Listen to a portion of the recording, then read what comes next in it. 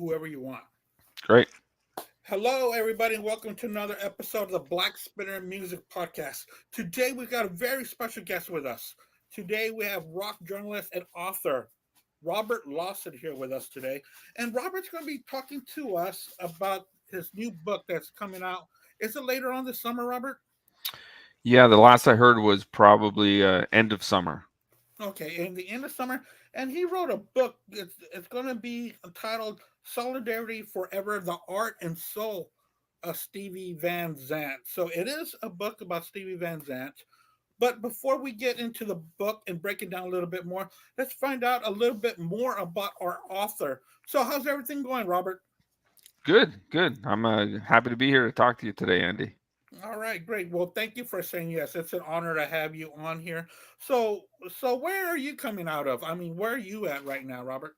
I'm in Toronto, Canada. Oh, okay. Okay, I got a couple of friends out there in Toronto. Great place out there. It really is. I went once when I was a kid.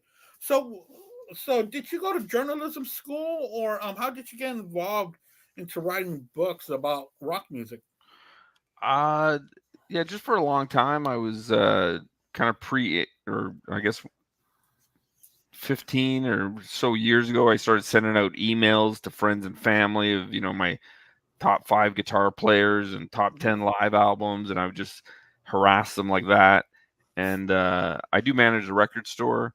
Okay. So at some point, probably maybe 20 years ago or something, I started sending out a weekly newsletter to all my customers or a lot of the customers.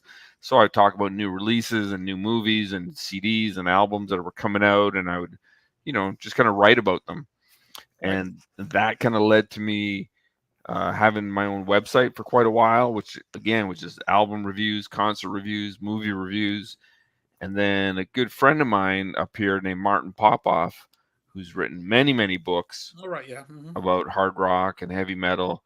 He read a piece that I wrote about Kiss's Destroyer album, and he called me up and he said, "There's a lot of stuff in this article. I never even heard of this stuff before. Do you know other, or do you know this much about other bands?" So really, Martin pushed me to do it, and we started looking around. I remember standing in my living room back here on the phone with Martin, looking at all my CD shelves and figuring out, well, what could I write a book about? You know, and we came up with Nazareth because at that time there had never been a book about Nazareth, so it seemed Right. like there might be a bit of a market for that. And the book was received really favorably, and the guys in the band really liked it, and that kind of I didn't know I would do more books, but the Nazareth one did so well for me. Then I just kind of continued, and here we are. Right. So around how long does it take for you to gather all the information and start writing a book and actually have it out to the public? Like how long did you work on the Nazareth book? Each book is usually it's like 3 years or Oh so. wow, that's a big chunk of change. Maybe a little less in some cases, Hmm. but one of the things that it has to be a band or an artist that I already know a lot about, and that I already maybe even have a lot of raw data myself. I can't just go in on some band that I have to educate myself like from scratch. Right. So if it's somebody that I already know a lot about, and then I just go deeper than what I already know. Um, and I just have to be really focused. I mean, one of the things that people ask me about the most is like, how do you find the time? And I think that that's a real key issue. But so if I already have a lot of information, I already have a lot of raw data. Maybe I've already written some stuff about them. Maybe I already have some album reviews or some concert reviews, and so then it's just a matter of compiling it all together and getting new information to to put it all together. But the current book is definitely the longest that I've been working on it. So maybe the other ones aren't quite 3 years, but this one Okay. now is like, I think we're at like 3.5 years that I've been working on this one now, or maybe even more now that I think about it. We're 2004. This one's probably a little over 4 years now. Oh, okay. So, to you listeners out there, the other books that he's written about is Nazareth, Cheap Trick, and the Guess Who, and the fourth album. I'm sorry, the fourth book coming out will be about Stevie Van Zandt. Now, the Guess Who, I'm guessing because they were part of, we all know they're from Canada and really took Canada by storm there in the late 60s, going into the 70s, which they kept on releasing albums even after their heyday. Were they one of your favorite bands while you were growing up? Oh, absolutely. I mean, if you grew up in the 70s in Winnipeg, the Guess Who and Burton Cummings solo stuff and Randy Bachman, he went on to be in BTO. Right. Uh, when I was a kid in the 70s, that stuff was played on the radio 24 hours a day. Like that's in your blood. Um, and I'm from Winnipeg originally, which is where Randy Bachman and the Guess Who are from. So yeah, that's just a part of my DNA from being a little kid in the 70s. Okay, I'm going to indulge a little bit of myself because I love Neil Young. He's my second favorite artist right behind the Beatles. What do you think about Neil Young since he came out of that area as well? I don't listen to Neil Young. Oh, That's really? that's the most diplomatic way I could be. Okay, all right. That's that's fair enough. In fact, my friend went to go see them in Toronto last month. I was supposed to go down here near Austin because I'm in Houston, Texas, and I was going to go, but he canceled because of the weather, and then they canceled again because of Yeah, I heard health about that. issues. So we won't talk about Neil Young on here, but let's talk a little bit about Cheap Trick. Let's talk a little bit about that book. How did that Sure. one come about? Well, this is it here, just so you get a Okay. nice look at it. So when I had that conversation with Martin Popoff about who I could write a book about, my first choice actually was Cheap Trick. And the reason I decided not to is there was already a really good book about Cheap Trick by a guy in the UK named Mike Hayes, who's now a close friend of mine. So Cheap Trick was my first thought, and then I went, Mike Hayes wrote a great book about Cheap Trick. I better not go anywhere near that. But Mhm. so that's how I chose Nazareth, really. But then when the Nazareth book came out, and I realized it had its own feel that's a lot different than Mike Hayes' Cheap Trick book, I thought, well, I could do a Cheap Trick book because my style, I do chapter by chapter, album by album, and I go really deep on every album and TV appearances and radio broadcasts, and even bootlegs. I thought that could be different enough from Mike's book, which is called "Reputation is a Fragile Thing." So then I thought, okay, well, maybe we could do a Cheap Trick book, even though there already is one. And I think the two books really kind of complement each other well. Oh wow. Okay, great. It's kind of a yin and a yang, or kind of a kind of a deeper dig into Cheap Trick, or maybe even a continuation of what wasn't spoken about in the first one, huh? Yeah, his is more of a biography of the band. He's got a lot of great information. Also, his book came out like in I guess the late '90s or something, so I had the benefit of an extra like 10 years or something that I could Yeah. talk about that he Huh. didn't have. Hmm. Pretty cool. So now your new book that's coming out late summer, which is what it's um scheduled for, is about Stevie Van Zandt. What got you so deep into Stevie Van Zandt that prompted you to write a book about him? He's always been one of my favorite artists. His first solo album came out in late '82. I think I picked it up in February of '83, and it just really connected with me. So I've always been a huge fan of Stevens.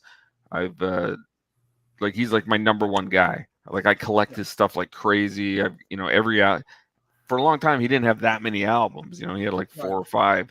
So I was collecting like international pressings and having them all on CD and vinyl and cassette, and like really pretty fanatic about him, and documenting his career too. So I had a lot of raw detail on him. I just had like binders and binders, and um, you can't see it here.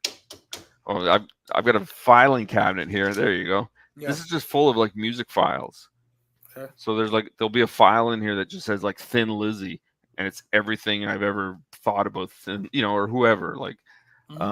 so I had like practically a whole drawer devoted to Steven. So that's when I was trying to think what I could do for my fourth book. Um, I realized I already have so much stuff on the guy. Like it would be easy, because part of the thing that I try to do, Andy, is pick artists that there isn't already a lot of books about. Like I said, when I wrote my Nazareth book, there wasn't a Nazareth book. When I did the Cheap Trick, there was one Cheap Trick book. When I did my Guess Who book, there's only one other Guess Who book, and it's been out of print for many, many years. Oh, okay. And that one, came out in like, geez, now like 93 maybe. So, I was able to add all kinds of new information to that. So with Stephen, he has an autobiography that came out in 2017, but there's never been really a book about him, at least not in North America. So those things have to kind of come together for me. It has to be somebody that I already have a lot of raw data on. Has to be somebody that maybe I think there's a market that there hasn't been a lot of books about. Also has to be somebody that I can stand to just like listen to purely for like 2.5, 3 years. Wow, that's crazy. Well, so off the air last week, when we were talking about the show, we were gathering little things to talk about, and I had asked, can how about a top 10 songs by Bruce Springsteen? You said you really didn't couldn't do a top 10 songs of Bruce, but you're such a big fan of Stevie Van Zandt. How's that? Well, I mean, I probably could. I just didn't have Yeah, one I didn't have one handy in the old right. file cabinet here. Mhm. Um, I do consider myself a Springsteen fan. I'm not a Okay, fanatic. I don't have every album that okay, he's ever put out. I have a bunch of them. mhm, When he puts out archival stuff, I tend to pick those up. Um, but the Bruce Steven connection, that sometimes that's a little sensitive. okay, Like it's disappointing to go to a Steven concert and people are yelling for Springsteen, or maybe they're going there just because they think Bruce is going to show up. And I definitely treat Steven as his own individual artist right. on his own, which is how obviously he would want to be treated. Oh, You know, exactly. you wouldn't want to. If you went up to him and all you did was ask him questions about Bruce, it's probably not going to go over very well. Yeah, especially everything that he's done under his own name. Right. So, what do you think about his acting abilities? Do you delve into his acting as well, or strictly his music output? There is a chapter about Sopranos Okay. in my book, and Mhm. there is a chapter about Lilyhammer. So I do cover that kind of stuff. I do talk about those shows a little bit more based on the music, because in Sopranos there's a bit of his music on the soundtrack. They use his songs occasionally uh, in the show, so I kind of point those out. And when it comes to Lilyhammer, he wrote a lot of the background music as well as taking songs from his albums. So I mentioned that kind of stuff too, but how he got the Sopranos job and some of the behind the scenes stuff. Those might be the two uh, smallest chapters Okay. in the Stevie Van Zandt book, but I definitely talk about them. Oh, that's great. Also, I want to ask you, when all this came about with your good friend Andy Meredith, he said that y'all have met. That he talked a little bit about y'all meeting him back in the early '80s. How many times have you met Stevie? Uh, Maybe 8 to 10 or so. But yeah, Andy Meredith and I and some friends. I think my sister. We saw Steven in 1984 when he was Mhm. touring for his second album. And before and after the show, we were by the stage door, and I think he signed albums for us and stuff like that. So that was a very brief uh, meeting a long, long time ago. And Mhm. then since then, I've generally, if I go to a Springsteen show when he's in the band, I'll try to drop by backstage and say hi. And then over the last few years, he's been touring with his own group again. So I try to, you know, just kind of have a quick hello. And there's always a lot of people who want to see him, a lot of people who want to talk to him in different cities. Um, but I flew down to Red Bank, New Jersey last April, April of last year, because he was playing a show again with his band in the middle of an E Street Band tour. And that's when I pitched the book to him after the show and told him what I was doing. And right away he said, "Yeah, I'm on board. Let me know what you need from me." And that led to us having two very long Zoom interviews. So even though those weren't face to face because he's on tour and different things going on, but we had two very long Zoom interviews. So his contributions to my book are huge. There's Right. there's lots of content from him. Yeah, that was what I was going to ask you about in this book. How much input did he have in the book? And it seems like he had quite a bit. When you did these other books, did you find the other bands also being as open, or was Stevie Van Zandt the most open one that you really had? He's definitely the most. When I did the Nazareth book, I might have been a little afraid of reaching out to some of the guys too much because I was such a fan and I'd never really done this kind of thing before. Yeah, that's the first book. Yeah. So I did reach out to some of the guys in Nazareth and some of the ex members just with a couple of questions here or there. I didn't really do an actual formal interview with any of them. And then after the book came out, I actually went to Scotland on my honeymoon, and my wife and I met Dan McCafferty for drinks in his local pub, and we were able to talk about the book. And he actually had probably more questions about the book than I had for him, Oh, which was an amazing experience. So yeah, if of if course. if, if nothing else came out of the Nazareth book, being able to sit in a pub in Scotland with my wife and Dan McCafferty was incredible. Cheap Trick, kind of similar. I didn't reach out to them too much. I talked to the original drummer, Bunny Carlos, a bit. Hmm. He kind of knows the most about the band's history anyway. Uh, when you read interviews or watch interviews with the other guys, they think it's funny to lie a lot and tell jokes and just make stuff up, and I guess it's funny to some people. I don't think it's Right. funny. And Yeah, also especially when you're trying to write a book and they're just messing around. yeah, right, yeah, and I'm looking for truth. I'm looking for as much truth as possible. So I didn't talk to those guys hardly. With my Guess Who book, I talked to quite a few people, and Burton Cummings was a great contributor. He I talked to him a lot. Mhm. He likes to answer questions through email, so he can really think of the answers. But I talked to a lot of the other ex band members and other people from Winnipeg, like a DJ or promoters and stuff like that. So I got a lot of good stuff from that experience. And when the Guess Who book came out, Burton actually wrote a big paragraph on his Facebook page that he he said he actually learned some stuff from my book, which is Yeah, exactly. the ultimate praise from an artist that you love. But with the Steven book, yeah, there uh way more input from him and from other band members too. Like for this book, I interviewed like 40 people. Wow. So that's like current and ex band members going all the way back to his first album in 82. Like I talked to a lot of people, and some people, there was a few people it took me like a year and a half just to find them, and just to get them to agree. Some of them would be really hemming and hawing. Oh, I don't know. And then as soon as I showed them a picture of me and Steven in Red Bank of him agreeing to do the book, then they go, yeah, okay, I'm in. If Steven says it's okay, then I'm in. Okay. Well, yeah, that's what I would guess was that it would be okay with the main topic at hand and doesn't want to give too much information if they're not okay with it. I wanted to also ask. We touched a little bit about his solo career and about the Sopranos and stuff like that. What time period is this book about? Is it his whole life or just a certain part of time? It actually starts with his birth. Hmm.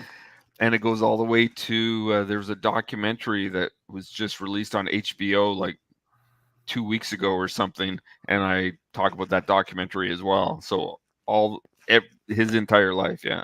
Okay. But more from his professional career. The one thing that all my books are very similar about is that I don't talk about gossip. I don't talk about drama really.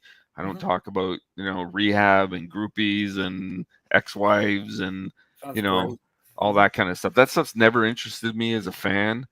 I hate even as a young person, I would hate reading a book or an article about Elvis Presley, and then they just talk about the later years and all the when he wasn't healthy. Let's say I hated hearing about that. I don't really care about that kind of stuff. My books are real deep dives purely about the music.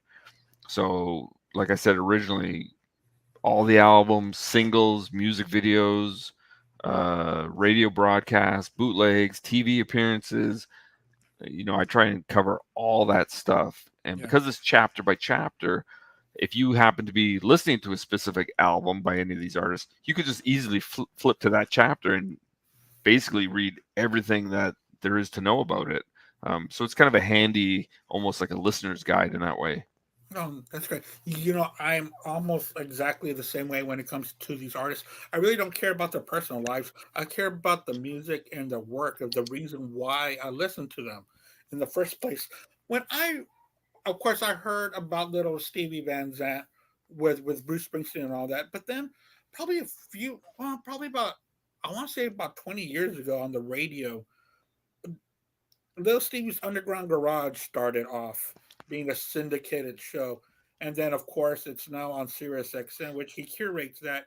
He also curates the country, outlaw country. Yeah. He also curates that station as well.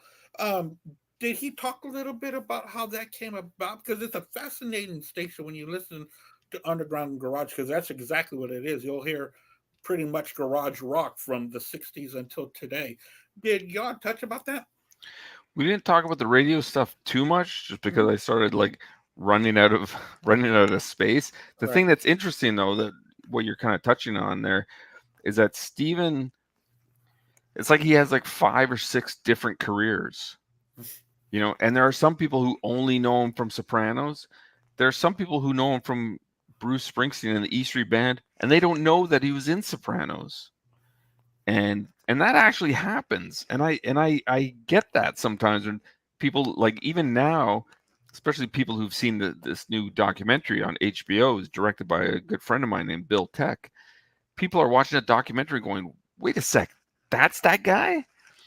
So you have Sopranos here, you got the E Street Band, you have his solo music. He's also very political. So he, does a lot of things to raise funds for teachers and for education in schools so that kids are learning about music and getting instruments. That's a whole thing. And then you got, this radio career, which started out as him just hosting a show on Sunday nights. And now it's a whole thing. They've got like a cruise happening where people can see like a lot of these bands, and he puts out CDs that are just of all these like garage bands that he discovers. And then his own show, Lilyhammer.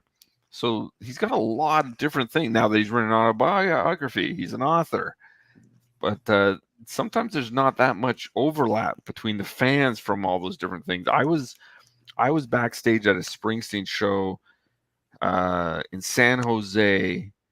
I think it was like 2001 or 2002. And there was about half a dozen people backstage talking to Steven. They were all radio people. They were all radio people. And that's when the Underground Garage was kind of new, I guess.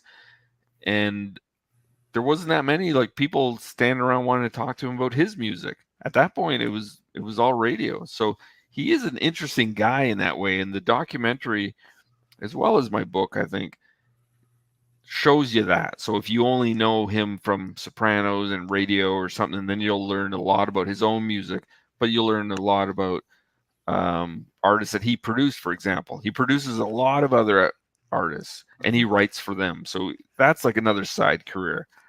Pretty busy guy. Yeah, yeah. And you were talking about this, about the stuff he did for teachers and stuff like that. Because we all know, if you know about Stevie Van Zandt, he's a big philanthropist. If I can say that right, I can never say that word.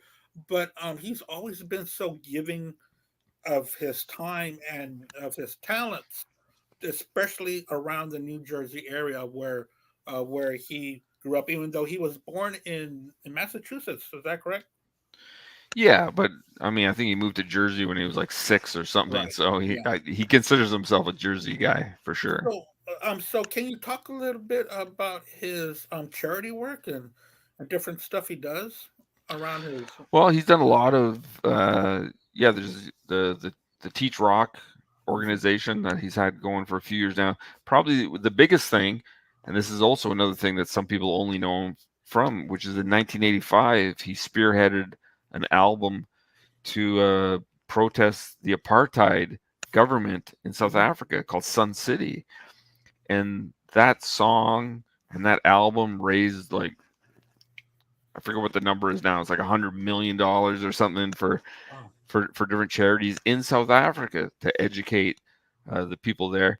And a lot of people consider that movement as that helped free Nelson Mandela from prison, Hmm.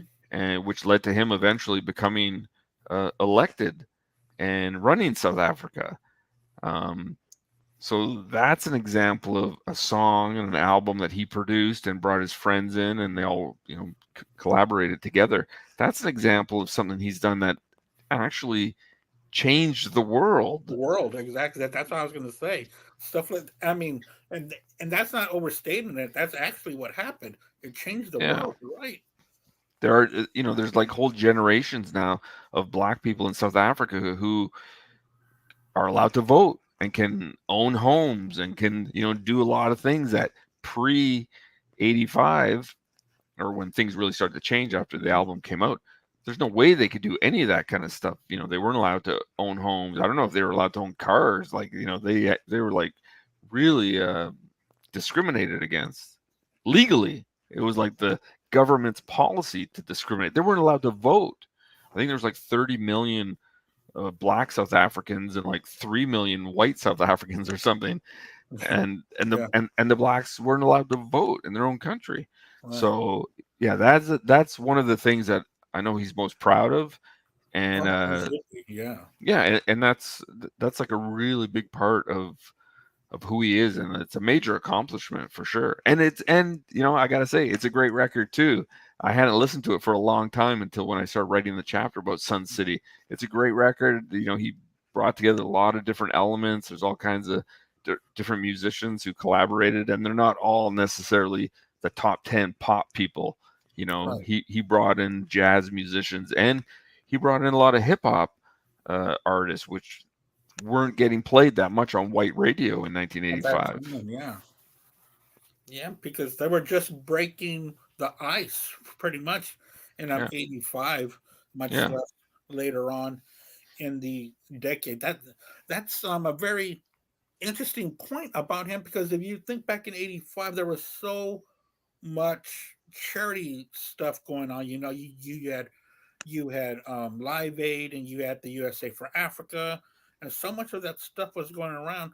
But something that little Stevie did actually made a big difference in the world, which is a fantastic thing. Are you able to share the album cover? I'm sorry, the book cover to this, to yeah, the Stevie Van Zandt album? yeah. And We just got it finalized like a week ago or Mhm. something. My cover designer, who's a guy named Clive Palmer here in Ontario, he put it together, and we've been tweaking it for a while, but this is the final. Yeah, that looks great. Wow. So we got some collectibles on the bottom there, Hmm. ticket stubs and stuff like that, and the whole back cover is also like ticket stubs and backstage passes and tour posters and a lot of stuff like that. I like, because I'm a collector myself, Yeah. I like things like that, so I can, I imagine other freaks like me are looking at them going, "Oh, I got that one. I got that. Well, what's that?" And all the previous books have that kind of thing too of, You got little tidbits that fans would really pinpoint at, and yeah, really break things down. It's kind of like when you're looking at an album and there's subliminal messages in those right. album covers, kind of way. You know what? I missed a couple of questions that I wanted to ask you personally. What was the first concert that you ever attended, Robert? The real first one that I ever Yeah. saw was in July of 1977, Hmm. the Love Gun tour. Okay. So Kiss, and they had their opening act was Cheap Trick, who Okay. only had one album out at that time. So I didn't know who Cheap Trick was. I was like 10 years old or something, Hmm. and but I was really into Kiss, and Cheap Trick kind of blew me away too. And here we are, all these years later. I've written a book about Cheap Trick. Yeah. So pretty much, Cheap Trick was the first band you ever saw live. In other words. Since they were the opener, yeah, that's Yeah. right. Well, Technically, they would be the first. Right. Well, that's pretty cool. So, how do you feel about Kiss now? Are you still a Kiss fan, or did you drop off, or you're still there? I'm still there. I mean, Yeah. I kind of go through phases. Hmm. You know, We all do when it comes to music. they started putting out these live from the soundboard Hmm. live discs. I think they've done 6 by now or something. I picked those up because I that's the stuff that I still really like. Hmm. The first 6 studio albums or so, and the first 2 live albums are always my favorite. I do like all 4 of the original 1978 solo albums to different degrees.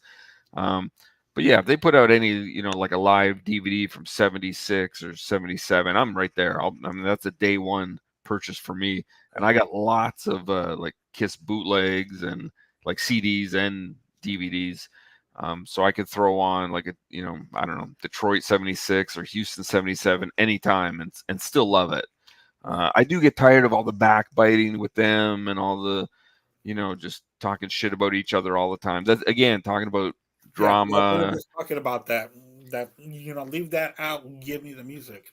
I have this theory in life now, which is if you're like in your 70s and you're still that angry, you just didn't figure this out. Yeah, You just very didn't, much melodies. you know, like and especially in those guys' cases, you're in your 70s, you're hugely successful, you're multi millionaires, you got these giant houses and you can fly all over the world and you got millions of fans everywhere chanting your name, and like you have everything that regular guys like us don't, and Hmm. yet you're still just like crying the fact that like Ace didn't record a guitar solo for the Destroyer album.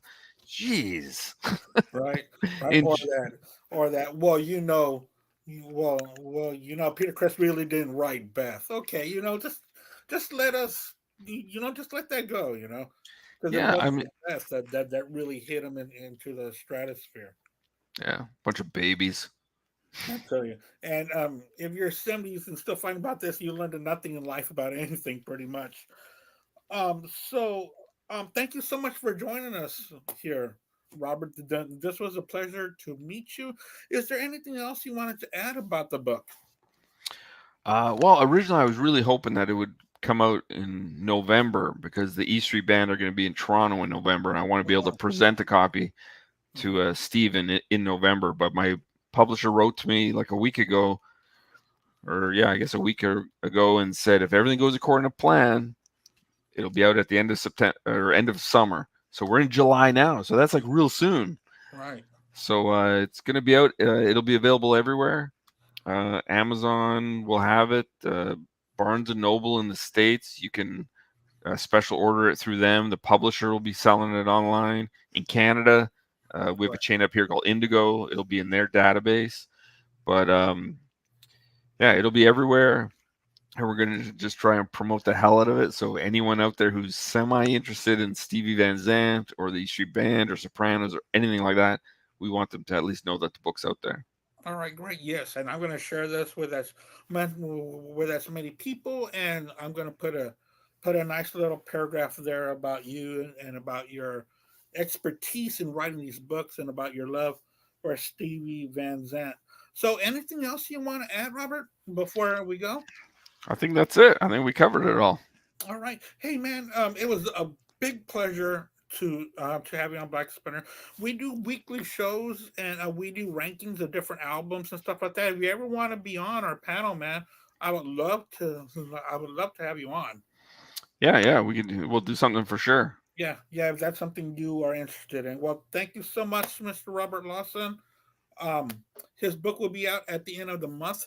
Just like Robert said, that you'll be able to find it any place that we purchase books, which we use Amazon a lot and Barnes and Noble here in the States and there in Canada. I'm sure that it'll be spread out throughout North America. Oh, thank you so much, Robert. I really do appreciate your time and thank you for being on Black Spinner Circle with us. Thank you, Andy. Have a It good was a night. pleasure to meet you, man. Take care.